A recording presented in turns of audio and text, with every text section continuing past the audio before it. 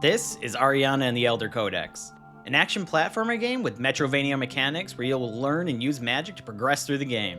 Ariana and the Elder Codex was developed by Idea Factory, Compile Heart, and Hide Inc., with it being published by Idea Factory International.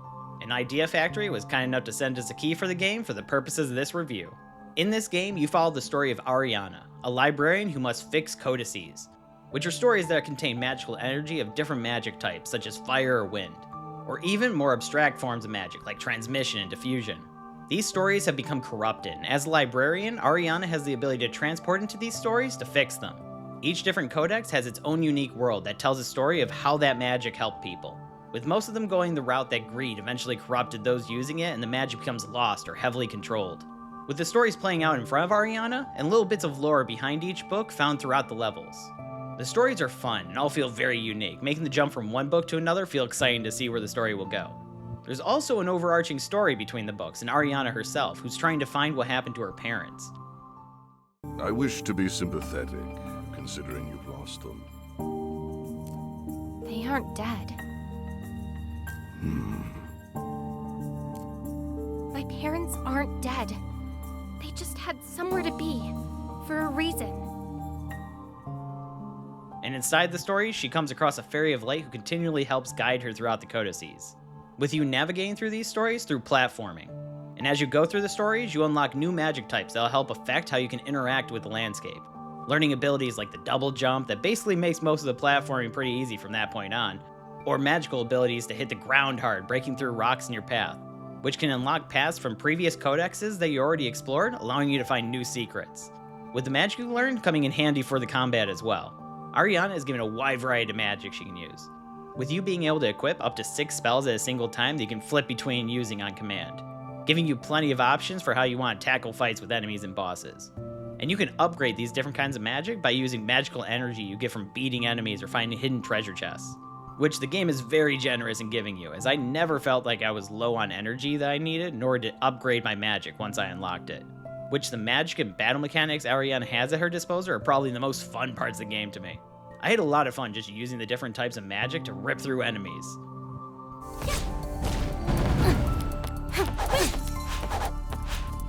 Here we go.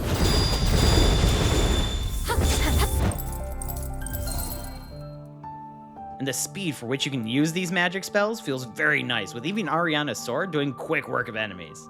Being able to upgrade the ones I used the most made it so a lot of the game got pretty easy as it went on, but it still felt challenging enough that the combat never got boring, especially when it came to the intense boss battles, which were quite a challenge. What did get boring though was the story as it progressed. Don't get me wrong, the story itself is fun, and the different ways the story unfolds in both the codices as well as outside of it with Ariana's stories are great. How the story is told, however, is a different, story. See, Ariana and the Elder Codex has most of the story elements told in these moments where two characters on screen will be talking to each other. But as you can probably notice here, it's just two PNGs that wobble a little bit as they talk. And these scenes go on for a long time, and they come up throughout the story with longer ones at the end.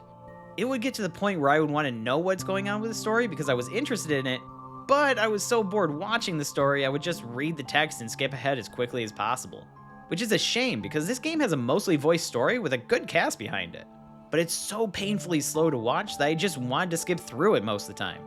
Which for a story I did overall enjoy, I had to say it was probably one of the weaker parts of the game simply due to its presentation. It would have been nice if the conversation or story elements were mixed in a bit more with the game itself.